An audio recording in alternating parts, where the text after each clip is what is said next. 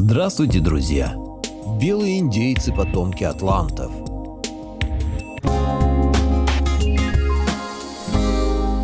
Благодарю всех, кто подписался на мой канал и смотрит мои видео. Ссылка на статью в описании. Автор статьи Николай Николаевич Непомнящий. 4 июня 1975 года в газете «Правда» промелькнула интересная статья. Вот выдержка. Неизвестное индейское племя обнаружила экспедиция Бразильского национального индейского фонда Фунаи в штате Пара на севере Бразилии. Белокожие голубоглазые индейцы этого племени, обитающие в густом тропическом лесу, искусные рыболовы и бесстрашные охотники. Для дальнейшего изучения образа жизни нового племени участники экспедиции во главе со специалистом по проблемам бразильских индейцев Раймундо Алвесом намерены провести детальное изучение жизни этого племени.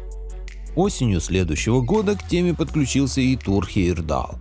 Вопрос о белых и бородатых людях в доколумбовой Америке еще не решен, и именно на нем я концентрирую сейчас свое внимание. Ради выяснения этой проблемы я и пересек Атлантику на папирусной лодке Ра-2. Полагаю, что здесь мы имеем дело с одним из ранних культурных импульсов из африкано-азиатского района Средиземноморья. Наиболее вероятным кандидатом на эту роль я считаю загадочные народы моря. Когда в 19 веке немецкий путешественник Генрих Барт впервые обнаружил в Сахаре наскальные изображения влаголюбивых животных и рассказал об этом в Европе, его подняли на смех. После того, как другой немецкий исследователь Карл Маух поделился с коллегами своими впечатлениями о гигантских сооружениях Зимбабве, его окружила стена холодного молчания и недоверия. Англичанина Перси Фоссета, путешествовавшего по Бразилии в начале 20 века, ждала та же неблагодарная участь. Если бы он не исчез навсегда в джунглях, оставив лишь книгу путевых записок. Младшие современники отважного путешественника назвали ее «Неоконченное путешествие».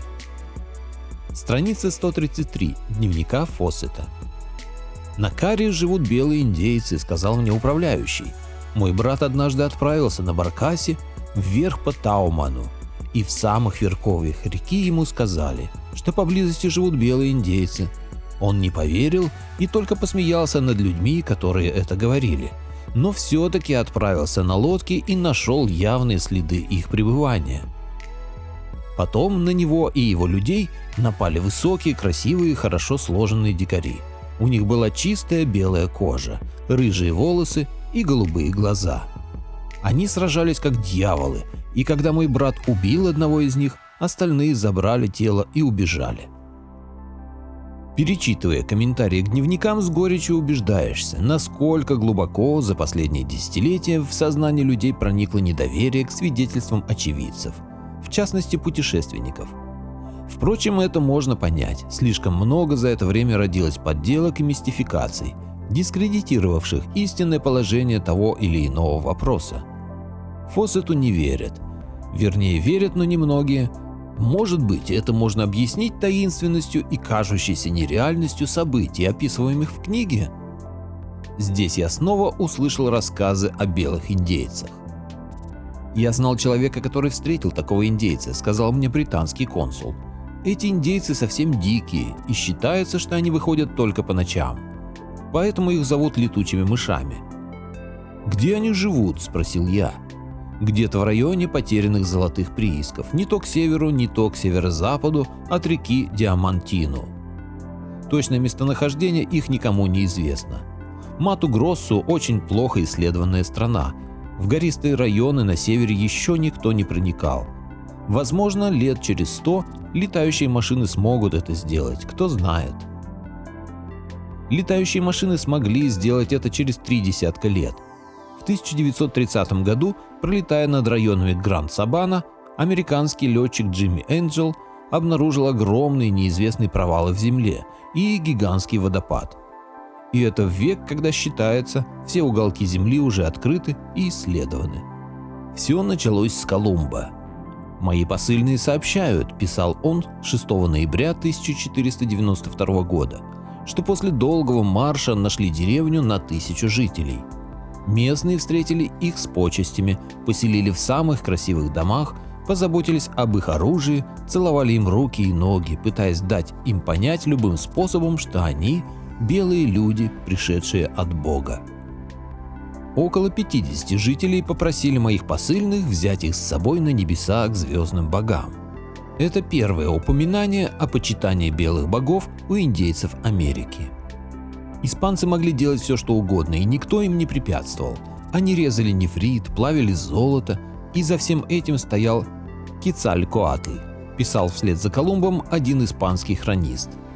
Бесчисленные легенды индейцев обеих Америк повествуют о том, что некогда на берега их страны высадились белые бородатые люди. Они принесли индейцам основы знаний, законы, всю цивилизацию.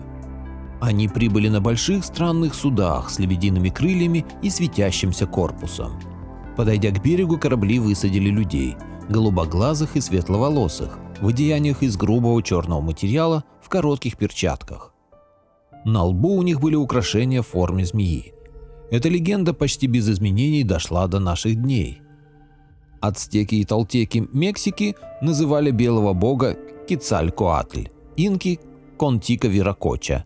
Для Чиба он был Бачика, а для майя – Кукулькан. Много лет занимаются этой проблемой ученые. Собраны обширные данные устных традиций индейских племен Центральной и Южной Америки, археологические свидетельства и материалы средневековых испанских хроник. Рождаются и гибнут гипотезы. В письме Колумба ясно видно то благоговение и почтение, которое было оказано первым испанцам на американской земле.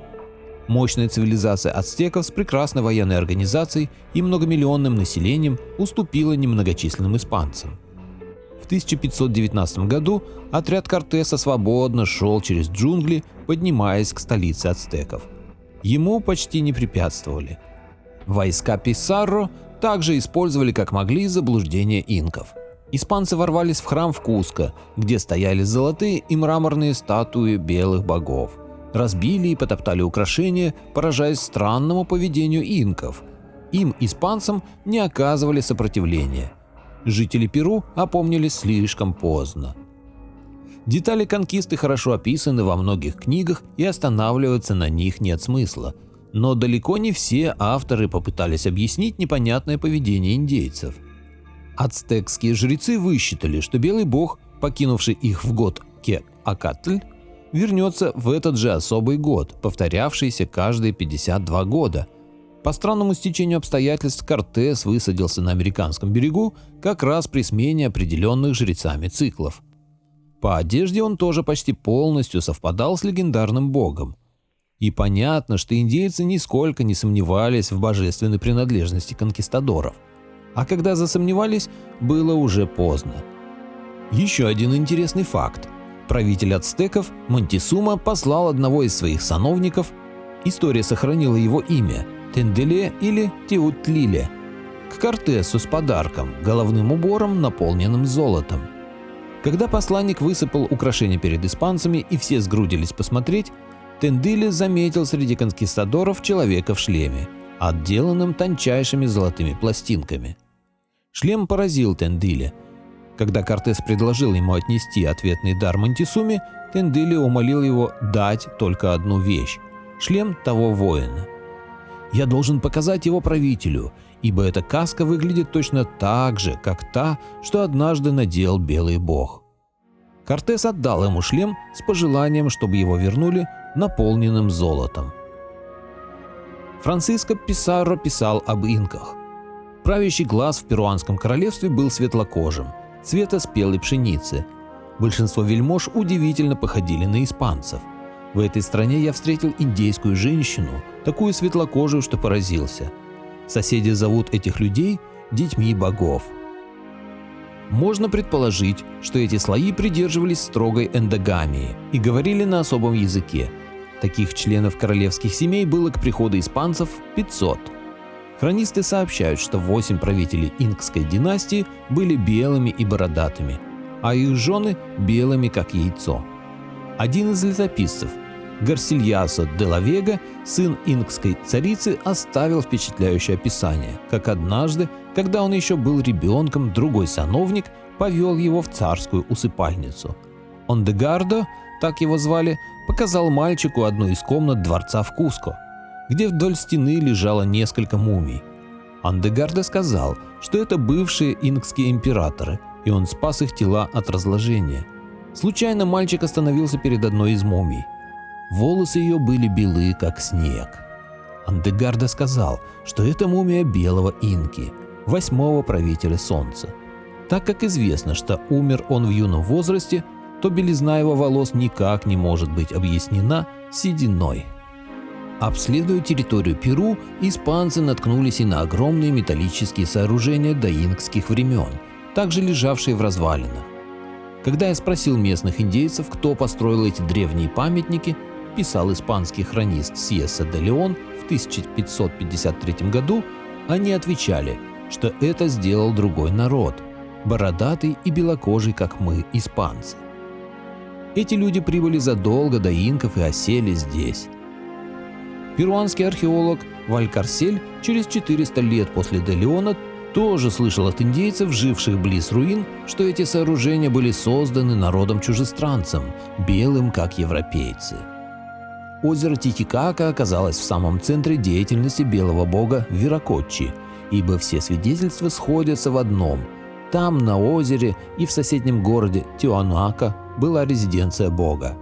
Они рассказали также, продолжает Леон, что на озере на острове Титикака в прошлые века жил народ, белый как мы, и один местный вождь по имени Карий со своими людьми пришел на этот остров и вел войну против этого народа, и многих убил.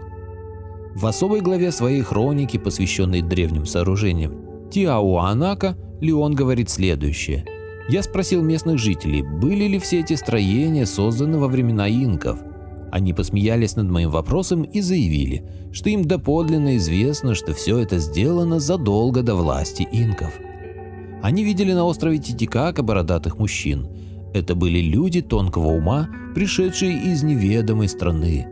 И было их мало, и убито их много в войнах. Когда француз Банделье 350 лет спустя начал раскопки в этих местах, легенды были еще живы. Ему рассказывали, что остров в древние времена населяли похожие на европейцев люди. Они женились на местных женщинах, и дети их стали инками. Информация, собранная в различных районах Перу, расходится лишь в деталях. Инка Гарсильяса расспрашивал своего царственного дядю о ранней истории Перу. Тот отвечал: «Племянник, я с удовольствием отвечу на твой вопрос, и то, что я скажу, ты навеки сохрани в своем сердце. Знай же, что в древние времена весь этот район, тебе известный, был покрыт лесом и зарослями, и люди жили как дикие животные, без религии и власти, без городов и домов, без обработки земли и без одежды, ибо не умели они выделывать ткани, чтобы сшить платье. Они жили по двое или по трое в пещерах или расселенных скал, в гротах под землей. Они ели черепах и коренья, фрукты и человеческое мясо. Тело свое они прикрывали листьями и шкурами животных. Они жили как звери и с женщинами обращались тоже как животные, ибо не умели жить каждый с одной женщиной». Де Леон дополняет Гарсильяса. Непосредственно после этого появился белый человек высокого роста, и обладал он большим авторитетом. Говорят, что во многих поселках научил людей нормально жить. Везде они называли его одинаково – Тикки Виракотча.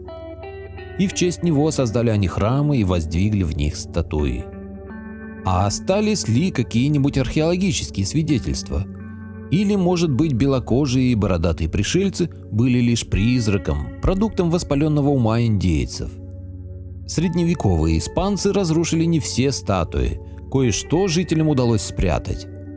Когда в 1932 году археолог Беннет делал раскопки в Тиуанако, то наткнулся на красную каменную статуэтку, изображавшую бога Контики Виракотча в длинном одеянии с бородой. Его балахон был украшен рогатыми змеями и двумя пумами, символами высшего божества в Мексике и Перу. Беннет утверждал, что эта статуэтка была идентична той, что найдена на берегу озера Титикака, как раз на полуострове, ближе всего расположенном к острову того же названия. Другие подобные изваяния находили вокруг озера. На перуанском побережье Виракотчу увековечивали в керамике и рисунках. камня для статуэток там не было. Авторы этих рисунков ранние Чиму и Мочика. Подобные вещи встречаются в Эквадоре, Колумбии, Гватемале, Мексике, Сальвадоре. Заметим, что бородатые изображения отмечал еще А. Гумбольдт, разглядывая рисунки древних манускриптов, хранившихся в имперской библиотеке Вены в 1810 году. До нас дошли и цветные фрагменты фресок храмов Чичен-Итцы, повествующие о морской битве черных и белых людей. Эти рисунки не разгаданы до сих пор. Белые бородатые божества индейцев – Кецалькоатль, Кукулькан, Гугумац, Бочика, Суа. Что же говорят обо всем этом современные ученые? Несомненно, широкий круг источников указывает на распространение в Новом Свете светлопигментированного населения. Но когда это было? Откуда оно произошло? Как могло это кавказоидное по определению Хейердала меньшинство сохранить свой расовый тип в течение длительной миграции от Мексики до Перу и Полинезии, проходя через районы, населенные многочисленными индейскими племенами? На последний вопрос можно ответить простым упоминанием европейских цыган. Ситуация была приблизительно такая же. Строгое соблюдение эндогамии, брака внутри этнической группы, способствовало сохранению антропологического типа.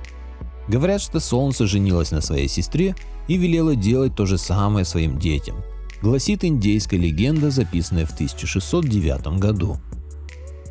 Мы привели лишь несколько свидетельств испанских хронистов, только часть легенд американских индейцев и малую толику археологических и антропологических свидетельств, надводную часть айсберга. Кем были эти белые бородатые боги? Что не инопланетянами, это точно. Их происхождение явно земное. Древние творцы мегалитических сооружений Старого и Нового Света? Народы моря? Критяне? Финикийцы? А может быть и те, и другие? На этот счет существует много интересных точек зрения. А что думаете вы? Хочу напомнить, что мое мнение не всегда совпадает с мнением автора статьи. Автор статьи – Николай Николаевич Непомнящий. Поделитесь моим видео в соцсетях с родными, друзьями и знакомыми. Люди имеют право знать все точки зрения. Всем спасибо за внимание, буду рад вас видеть на своем канале снова.